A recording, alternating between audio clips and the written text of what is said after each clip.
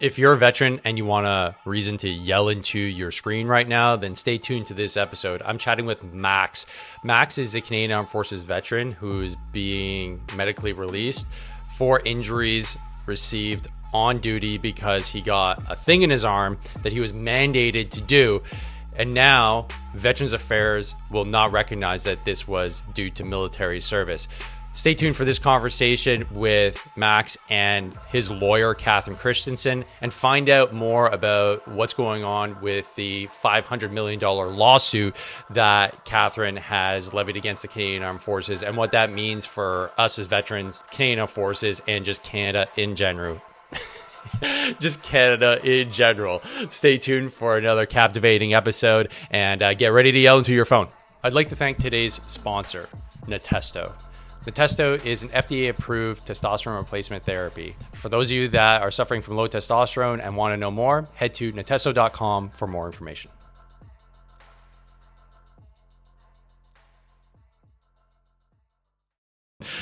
Welcome, folks. I'm sitting down yet again with Katherine Christensen and our special guest today, Max. We're talking today about Max's ordeal and being released from the Canadian Armed Forces and the process that he's going through with Veterans Affairs to get his injury covered. So, Katherine, we'll start with you. Welcome back. It was a busy week last week, so it was. The court case finally got heard for the 330 members that were part of Op Valor. So it was a big day, and I compared it to the Hard to Kill podcast Super Bowl because it was a year ago almost exactly where we had a conversation about this very case and bringing it to court, and that really took off. And I think the reason why it took off is because nobody is talking about it. This is a big deal, and it's not being talked about. And now this case goes to court, and I didn't hear a peep on the mainstream media. So I basically have become the source of news for this whole court case and then some. So I appreciate you coming on the podcast and chatting about what's going on in the court case and other court cases that relate to Canadian Armed Forces members. So, Katherine, let's just start with where are we at in terms of suing the Canadian Armed Forces, and how are you doing? How are you handling all of this? The reason barristers get paid good money is because we go into court and get beat up Nice. On behalf of our clients. So, no, I was quite happy with the hearing because the justice was very engaged. She was very interested in what I had to say. And so now it is in her hands, and we await her decision, which could come down next week, could come down next year. There's no time limit on it. So we're basically in holding pattern and waiting. I think the Crown was a little overwhelmed when I said that for that hearing, we submitted 0.1% of the actual documentation that we have, because we have over 600,000 pages of evidence. I was surprised when you said that. I was like, what? That's insane. Yeah. And I think some of the comments the Crown made about how much time and effort it would take to handle all of that was sort of a reality check of what would be coming if we proceed. So we will see. And then 2.0, which is basically the same lawsuit, just with different people. It's waiting until we get the 1.0 decision. So That'll be on hold. We are proceeding with our hearing loss lawsuit. We're interviewing lead plaintiffs for that class action, working with some experts on the lead one. And the cases just keep coming in my door. I need about 10 of me, to be honest. Yeah. But another lawsuit, class action, that is moving forward and relevant to our conversation today is the sarcastically named Operation Safe and Effective, which is vaccine injury from the COVID-19 vaccines that were given to our men and women in uniform. Wow. Okay, that's a lot. That's a lot on your plate, and yeah, I get that. Likely, you're going to need a lot more staff. So I'll put a link to the I'm going to screw up the name again. Valor Legal Action Center. Center. Oh, Mm-hmm. got it. Okay. So I'll put that in there because folks, you can donate if you're listening to Catherine's cause here, and it's one of the things that I've really come to realize isn't like in the U.S. There is not very much in terms of representation for the Canadian Armed Forces and the members that have been wronged. So Catherine's putting up a good fight, which is great. One other one that you mentioned, Catherine, that you didn't talk about here is the Canadian Armed Forces officers that may not have actually been released. Is there any movement on that? So we finally got an answer for one of our test ones. They did finally produce a document that showed that the Governor General had signed a list with her name on it for her release. However, it was over a year after she had actually thought she was released. And there's no date with the Governor General's signature. So we have no idea when that was signed. And for a year, she was still an officer in the Canadian Armed Forces, even though she thought she was released. We're talking about the Governor General? Governor General. Like, the governor. She didn't release herself? Is that, No, am no, I no. understanding? For my client, who's a female Gotcha. officer. Okay, gotcha. But yeah, so I mean, the law is that the Governor General has to release officers, and without the Governor General's signature, and I have a suspicion that that signature in that list was hastily drawn up because we started pushing on it. Oh, wow. Okay. Yeah. That's a So whole other kettle of there fish. are, I would advise any officers who have released in the last 5 years to make sure their paperwork has the Governor General's signature, or they've got a list with their name on it with her signature, his or her. Well, it's her because we've had so many female Governors General. Mm-hmm. Otherwise, they're not released. And given the state of the world right now, you might want to make sure you're released. Yeah, no you kidding. could be called back to work. Like knock, knock, knock, like show up, you're having dinner with your kids, like, all right, LT Morrow, time to pack your shit and let's go. Where? Right. We're going to the Ukraine. What? Yeah. Or even better, you're still subject to the Code of Service Discipline. Oh my God. Yeah, that. Oh my God. How many criticisms have you made, Dave? Oh, that's a nightmare. Yeah, I don't even want to go down that road. Actually, I went on the website that you sent me, but for whatever reason kept on crashing. So I'll have to go back. It's probably from everybody I know trying to find out if they're actually released. Yeah, that makes a lot of sense. Yeah. So thanks for the update, Catherine. We'll get back to you after we talk to Max. So Max, it's been cool talking with you on Twitter or X, whatever you want to call it. Yeah. And it was Catherine that piqued me to your case. Now, we're going to be sensitive to the fact that you're still a serving member. You're in the out clearance process, so you're currently being released from the forces. But ultimately, I just want to hear your story. And I think folks at home want to hear your story as well, because I'm sure you're not the only one, right? And during the whole period when we had mandates, myself included, it felt like the world was upside down. And we haven't quite come to terms with this whole period. And it seems like people just want to forget. But there were people that were hurt. And you are one of those people. And you're not crazy. You're not a tinfoil hat wearing human being. You're just a soldier that wanted to do your part for the country. And you were following orders. So tell me, what's been your experience and kind of what led up to you getting to the point where you are now, where you're suffering from an injury due to the mandates, and you're wondering where to go next? It started when the mandate, the directive was released, 001, in October. I think it was in October 2021. We got the order to get vaccinated. I was course loaded on the QL5, on the career course to eventually be a journeyman in my trade. So I showed up to the MIR and got my vaccine. I got the first dose of Moderna, like most service member were given. Had some response, like physical response. I had the fever and the chills, and it lasted for a while. I was working out a lot back then. I was stepping up from a half marathon on my way to a marathon. Um, I was not a fast runner, but I was getting in there. Uh, so I was working out. I was in tune with my body, and I saw my timing start to go down. I stopped my breathing, started to go down, coughing all the time. I got my second dose 2 weeks later because I was course loaded, and the symptom persisted and got worse. Real deep fatigue, like in bed at 7:30, and I got 3 kids, and they're all young. Just hard to function, hard to push myself with the training and everything. I went on course in Borden for a few weeks. I left the family behind.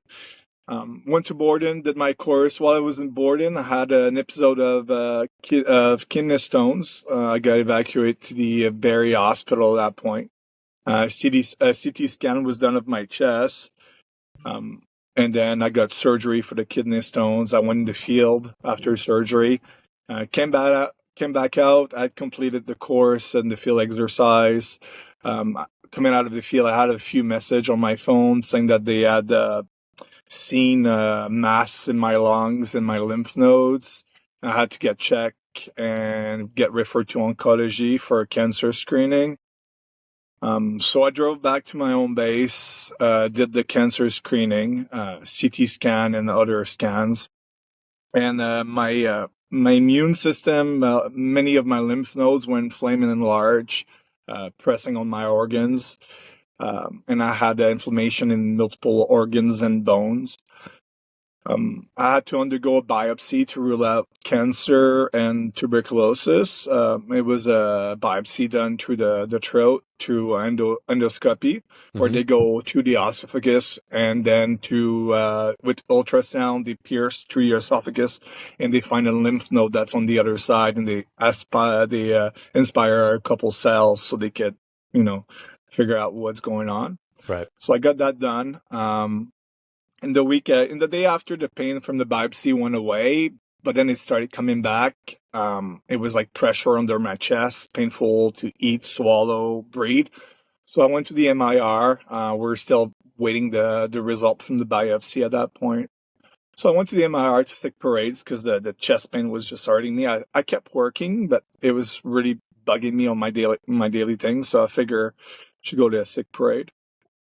Doctor talked to me about cancer screening and mental health and support for cancer. As we're still waiting for the biopsy report, they gave me 12 days sick leave, some morphine, and sent me home. 2 days later, I had trouble breathing, so I went to the civilian hospital. They did a CT scan after a couple hours, and I had internal bleeding of the biopsy site with an infection under the sternum that had been kept. That kept going for a couple of days, if not 2 weeks. I got antibiotics, and then that went away. And then the week after that, slowly, started having, my limbs started to get a little bit weaker. I didn't clue in right away. I thought it was just me, try to work out too much and pushing too much and stuff. Until one morning, I woke up with my youngest son. I couldn't get out of bed because I couldn't coordinate my movement or find the strength in my limbs. The infection had spread to my cerebral cortex, to my brain. Oh no! And it was in my primary motor function side on the right side, so all my left limbs were affected. Max, sorry, I'm just going to interrupt you there. What's the timeline? So you had your second dose, and now you start having serious symptoms. Are we talking weeks, months? What's the timeline? Fellas, bring it in. Nice and tight. Bring it in. Nice and tight. We need to talk about it. All right, seriously. We need to talk about something that most of us don't want to talk about. That's why I put on my nice blue dress shirt to bring a bit of seriousness to an often hilarious topic. But your sexual health is no joke. Seriously, though, sexual health needs a lot more attention than it's been given. Let me go over a few things here. Research has shown that regular sex, 1 to 2 times per week, can reduce the risk of cardiovascular mortality by 50%. Bring that one to your wife right now. Lower the risk of prostate cancer by 33% and reinvigorate your mind and body. The problem is 40% of men in their 40s, 50% of men in their 50s, and 60% of men in their 60s experience some form of erectile dysfunction. This is even worse in the veteran community. On top of all this, erectile dysfunction is correlated with a future cardiovascular event and is an early warning sign of a future issue. This is why Dr. Elliott, board certified urologist and friend of the podcast, has created this one of a kind, first in its category, revolutionary device called the Firm Tech Ring. This high-speed tech for your dick will give you real-time data and allow you to see how many nocturnal erections you get every night, which can be a great bit of data that you can bring to your doctor for a future conversation. Not only that, this data could literally save your life. You know, I'm all about improving the health and lives of the veteran community. And that's why I've paired up with Dr. Elliott Justin to provide you with a 10% discount. If you head to the link that's here in the description to get yourself your first Firm Tech Ring, if you use the code DMorrow at checkout. So head to the link in the description and start tracking so that you can start banging. All right, brother. So go do what you got to do and be one of the first to bring a whole new meaning to being hard to kill. I want to be able to save you almost $4,000 per year. If you haven't got yourself a copy of The Nimble Warrior, this is my first book, and it is all based on what I've done in order to get myself out of the pain cave. Let me explain. Over 60% of Canadian Armed Forces veterans are experiencing chronic pain. Of all the medical releases, about 42% are musculoskeletal injuries. If we boil that down, a lot of us are suffering from back, knee, and hip injuries. What that means is we're experiencing high levels of pain, which reduce your quality of life. If you want to change that, I recommend getting a copy of my book, The Nimble Warrior, right here. You're going to be able to find a copy on Amazon. And you're going to be able to start doing the protocol that I use to help myself get out of the pain cave when I hurt my back. So head over to Amazon right now. Description is in the bio. Link is in the bio, and you're going to be able to get your own copy in time for the Christmas season so that you can start moving and grooving and feeling a lot better about yourself. So head to the link, head to the description, and get yourself a copy of The Nimble Warrior. Peace. In there. Are we talking weeks? We're talking, I believe, Really? 6 weeks. Yeah, 6 weeks till I had the kidney stones. By the time the brain infection was fine, I was in the hospital, and the result from the biopsy came back. I was diagnosed with sarcoidosis, which is an autoimmune hypersensitivity reaction. That's common. That's a body response to an antigen. There's been a lot of cases reported after mRNA injection as the body immune system is overstimulated and it kind of reacts in the way that it shouldn't and starts clumping white blood cell around the antigen, which creates inflammation in the organ. So I was happy it wasn't cancer. The cancer scare was, it was that, but then the brain thing started. And I was in the hospital for 12, 13 hours in the wait room in the emergency waiting for a doctor. When I walked in the emergency room, I could still move my toes and my left limb, but within 12 hours, paralysis started climbing my left legs, and going down my left shoulder to my left arm, to the point where at the end, slept there. The next day, I could not use my left legs anymore, and my left arm was kind of useless. I couldn't use my fingers anymore. So Max, Yeah. at any point are any of the doctors saying, "Hey, maybe this is related to the injection"? No. Or they're all just, "Hey, this young guy is all of a sudden showing with kidney issues, things in his lungs, infections." They're just saying, "Well, I guess you just had a bad streak of luck." Is that kind of how they're presenting it to you? Like they don't know why you're coming down with all this stuff? But they knew that the infection came from the brain infection was came from my the sternum infection because Okay. yeah, the bacteria they find was a throat bacteria that got grabbed on the way down and deposited in the lymph node and then circulated through my system, made its way to my head and started growing inside of my brain. Oh my God. As for the immune system, it took them about a year and a half for further case report because the since the phase 3 wasn't really completed on the vaccine and there was no long case data for possible reaction. I think it was in the winter of 2022 that this hypersensitivity reaction of the immune system got added as a post-market adverse event on Moderna website. Um, so that's when I really kind of started cluing in and asking questions to the doctor, because otherwise they wouldn't bring up the subject forward. As long as you're doing better than you were before, I mean, that's their job, right? Yeah. So then I started asking more questions about it, and then it became like case reports after case reports of sarcoidosis, either in the eyes, on skins, in organs, in lungs, because it can happen anywhere in any organ, on the body, Now, depending where now, the reaction yeah. takes place. Now, so my question to you is, you're Yeah. going to see the doctors, you've got all these issues that are showing up. Was your first inclination, hey, maybe it's due to the injections, or were you just like, man, it's just a bunch of bad luck? Like, what were you thinking the cause was at the time? Oh, at first, talking to the doctor, I thought it was just bad luck. It Okay. was 1 in a 1 million kind of thing.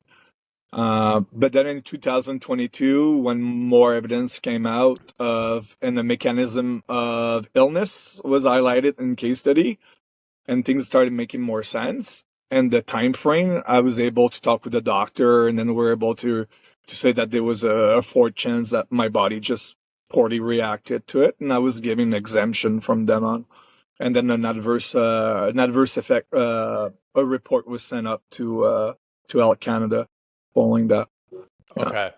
Yeah. But that took a substantial amount of time. And Yeah, it so took enough time. it, what you said previously, that there was no long-term data to be able to compare to what you're going through, was literally the rationale for most of us that were like, I don't know if I'm okay with this because there Yeah. is no long-term data. And so you're just That's why I showing yeah. that the issue is real. I mean, if you don't have long-term data, it's very hard to make a long-term decision. Yeah. And unfortunately, you ended up being part of like the case studies of folks that have long-term issues due Yeah. to this thing. So you're currently going through all these issues, and then eventually Health Canada, obviously they recognize, there's an issue here, and the military, because I've read some of your documents that you sent me, clearly has stated that you were injured. And if you could clarify that a little bit, like at what point did the military eventually come around and say, well, I guess, this had to be due to the injection?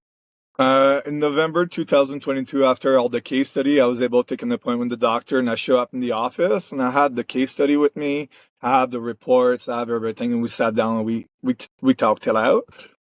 And then at that point, once she sent the report to Ottawa to report the after event, because I wasn't the only one. I think by 2022, I think there was 171 reported adverse event that had been sent.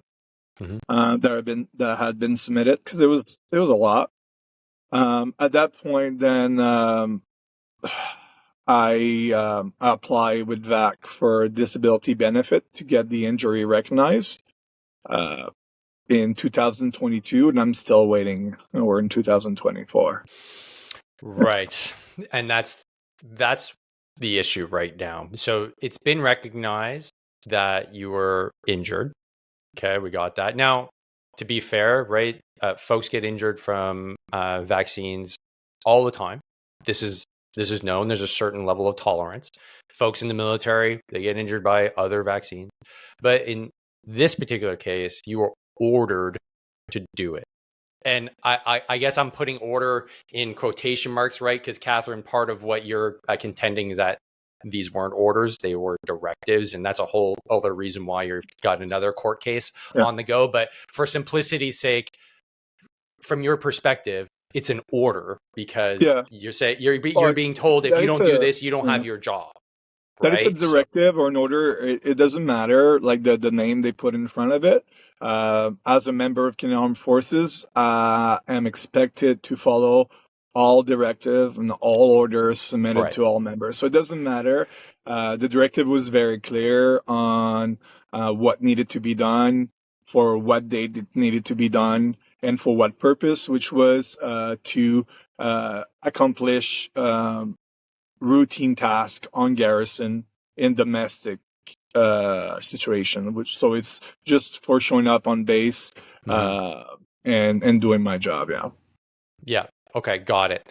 So now let's talk about Veterans Affairs. What is the basis for them denying your claim for being injured in the Canadian Armed Forces? The first denial came saying that they could not. They established that I was injured by the vaccine, but they couldn't find a relation between the vaccine and military service. Yes. And I had uploaded the directive 001 October 2021, whatever, on their portal. It's been there since 2022, since I apply. The first thing I put up is the directive of the CDS. So they know very well. They're aware of it. I mean, I don't know. We actually have documents, Dave, that show that Veterans Affairs never intended to cover vaccine injury from Moderna and Pfizer. What? Are you serious? I'm serious. There's email discussions. They never ever intended to recognize vaccine injury as a service-related injury. Oh my God. So they can't have it both ways. They can't say it's an order, you have to do it. And then VAC say, well, no, it's not an order, so if you're injured, too bad. Yeah. They need to pick a lane here. Yeah. Yeah. If you want to scream into your phone while you watch this is the time. Okay. Now, for folks that may not be up to speed as to what this means, because maybe they're not military members and they're listening to this or they're watching this, essentially, you're in the process of being released from the forces because you don't meet the universality as service, which means essentially you can't do your job. And this is the same reason why I'm no longer in the forces. Because I can't do the job, I'm technically non-deployable because I'm injured. So therefore, I have to leave. And because of that, Veterans Affairs then picks up the ball from there and says, all right, buddy, because your career's over, we're going to cover you financially and provide care for you so you can find either a new job or determine maybe you can't work again.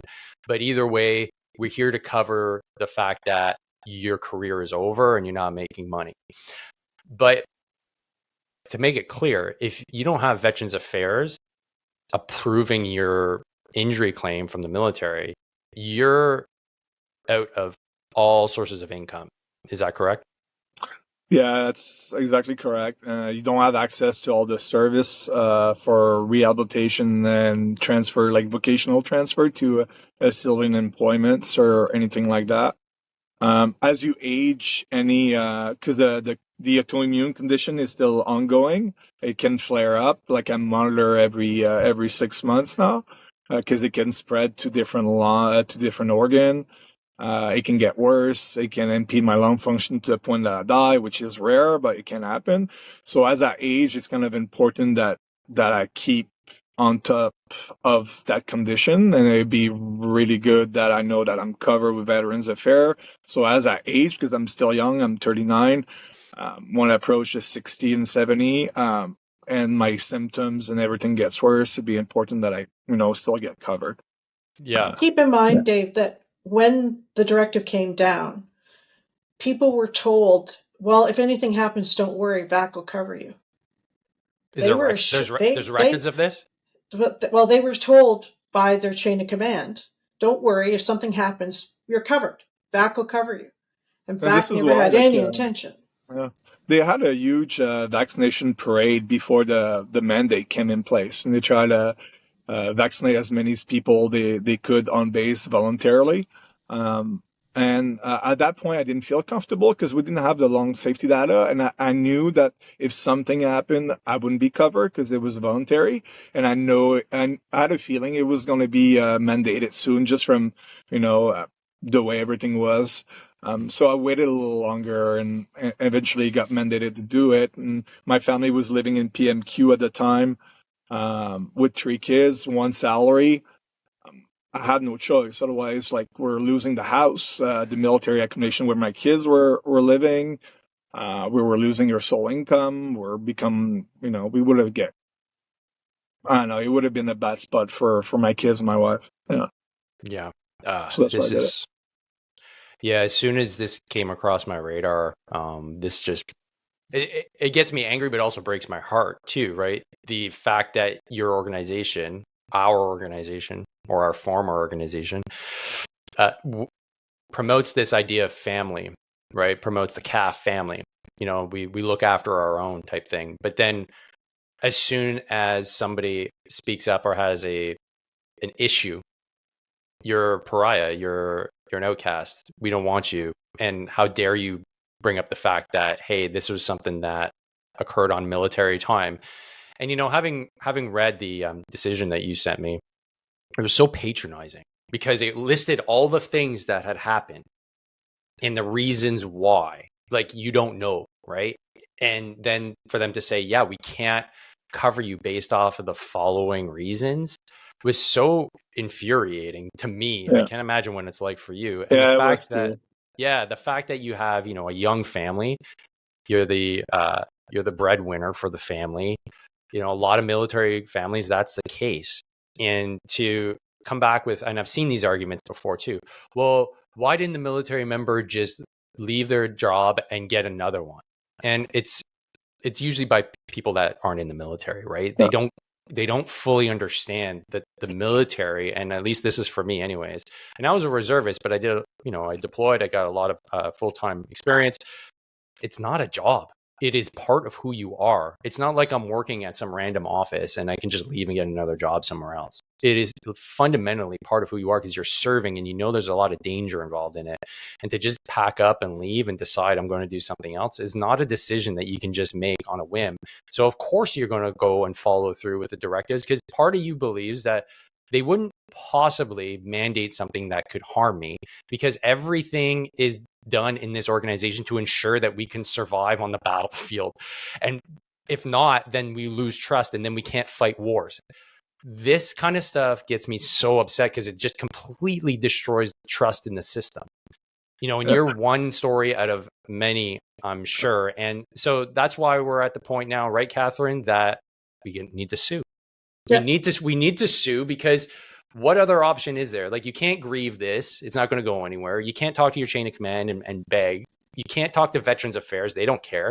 So you got to come and hit them with a lawsuit. So Max, I really appreciate you sharing the story because this is something that just tugs not only at the heartstrings, but also at a bigger question as to like who we are as a country. If this is how we treat our soldiers that are willing to put their lives on the line for the country, but then when they have an issue, let them go on the streets and fend for your family in some other means. I'm at a loss for words. So Catherine, what is it now that you're doing to make sure that they're held accountable at Veterans Affairs? So Max is going through the Veterans Affairs appeal process because we have to do that before we can go to the court. If the appeal is not a win for Max, then we bring it to the federal court as a lawsuit. He has 2 years after that. But on the other hand, if Veterans Affairs agrees that yes, it is a service-related injury, then covers him, then that's a win for Max, and it's a win for everybody else who's also injured and being denied by Veterans Affairs. Because, as you said, Max is not the only one. And I have a problem with this because if this was a situation where Max had been on the battlefield and his commanding officer told him to take the hill, and Mm-hmm. he'd been shot up, there wouldn't have been any question to cover him for that Mm-hmm. order. So, as I said, if it was a legitimate order, which is the Canadian Armed Forces position, then Veterans Affairs has to cover these people. And we shouldn't be hearing these heartbreaking stories about young men and their young families. Right. And that's, you just nailed it. If an order comes down and there's the unlimited liability that is behind that order, we have to execute that order. And even if it's in garrison, it's still the same principle behind it. And if you're not going to be recognized as being injured because it wasn't a bullet, it was from a vaccine, then we've lost the plot. And we're wondering why they have such crappy recruitment numbers and retention numbers. This has to be part of that whole equation. It How does. can it not be? It's yet another example of Veterans Affairs doesn't look after our veterans, and it should not be happening. And the only way, as you said, if they won't follow their own policies and support their people, then we have to come after them for it. Right. And Max, I think you mentioned there's 100 or so individuals that are known. I don't know, Catherine, do you have data that's a bit more robust on that? Are there official numbers of actual injuries from this? We're still compiling our own numbers, but it is in the hundreds. The other thing is that some people from veterans are being told to apply to the civilian compensation program for vaccine injury. They can't do that. They're not allowed to apply to a civilian program because all their medical care is done by the Canadian Armed Forces, and then they're covered by Veterans Affairs for those health conditions after they leave. Mm-hmm. So for VAC, caseworker to say, "Oh, well, apply to the civilian program," they can't do that. Canadian Armed Forces, very different kettle of fish than regular civilians. Right. As all of us veterans know all too well. All too well. Okay. So, Max, before we wrap up, do you have any last parting words or words of wisdom for any of the folks that are either injured or just in general for folks that are listening? I would say with VAC, you got to stay on top of your things. Nobody's going to, do it for you. Read a lot. Read everything they're going to ask question if you're not sure. And everything in writing always. It's just a question of time, It's bureaucracy. It takes a long time. I completed one appeal right now. I'm going through the second appeal. The first appeal, after the decision that they couldn't find a relation with military service, the next appeal decided that it couldn't find any medical evidence. But I send you the document. You can see they refer the document they follow for the appeal, and they did not look into my medical file to find the medical evidence. So, I cannot make them look if they don't want to look. So I just got to wait and be patient at this point. It's like a Monty Python skit. I don't know if you're familiar with Monty Python, but it's just like, well, the reason why we can't say that it happened is because we didn't see the evidence that it happened, because the file that's literally here on my desk, I just didn't open it to actually be able to see. It's like, that's the evidence. It's right there. Yeah, but I didn't literally see it, so therefore I can't make a decision on it. It's just, that's my reaction. Okay, so Max, thanks for that. And yeah, you're bang on about just educate yourself. I know it takes time. It might be frustrating, but read, pay attention to what they're saying, and effectively don't let them get away with it. Is basically the gist of what happens here. And you're one example for a specific case here, but for a lot of us veterans, it's the same thing. They just try to outlast us till we give up. Just don't give up. We have this channel now. There's other channels out there. Get inspired. Don't give up. We're supposed to get care post-service. That's what VAC is set up for. And if they're only trying to deny you your rightfully obtained benefits, you know what? Put up a fight. don't give up. There's plenty of folks out there that are willing to help as well. And Katherine is just one example of the legal fight that is if you need to go down that road that you can take. So Katherine, I have my Veterans Getting Fit AF community that's growing steadily. We got a lot of hardcore veterans in there that are getting healthier, fitter, and harder to kill. And because they're such keen members, I also open up the floor to questions to podcast guests. And you're one of the most popular podcast guests in history here. So I have a question from Amanda, who's asking the question. She's curious how responsive the government has been to requests for information, and if the information commissioner had to intervene at any point. She's also curious in how many of those included in this action received their personal files with information missing. So kind of a two-pronged question there, but I'm curious to know too, with the ATIP process, like, and the information commissioner, what is actually going on there, especially with relationship to what we're talking about here and veterans claims. Right.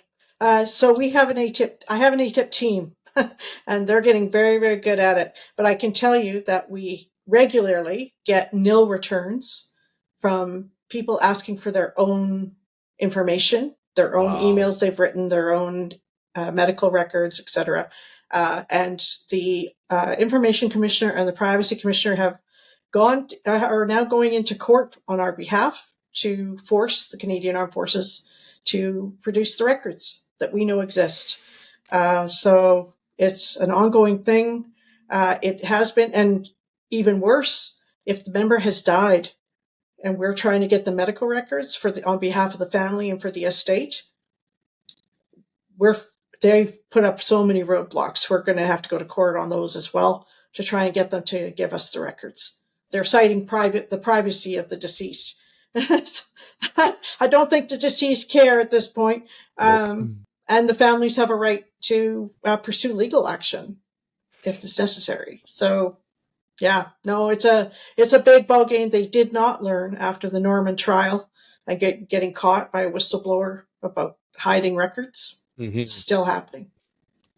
Well, I'm glad somebody's holding people to account. So, Katherine, keep on giving her and sending it. I mean, I don't know anybody else that is doing anything similar. And I know you got our support here at the Hard to Kill podcast, and continued success in the future, and continued courage moving forward, because there's a lot to cover off, and you're obviously holding truth to power here. So we always appreciate doing my best, Dave. Yeah, absolutely. And Max, thanks so much for telling your story. Well, Definitely, it's needed, and it's going to help out a lot of veterans in the future, I'm sure, move forward with taking on vax. So thanks to both of you for coming and having a chat in the podcast. And folks, don't forget, train hard, fight easy. We'll see you in the next one. Peace.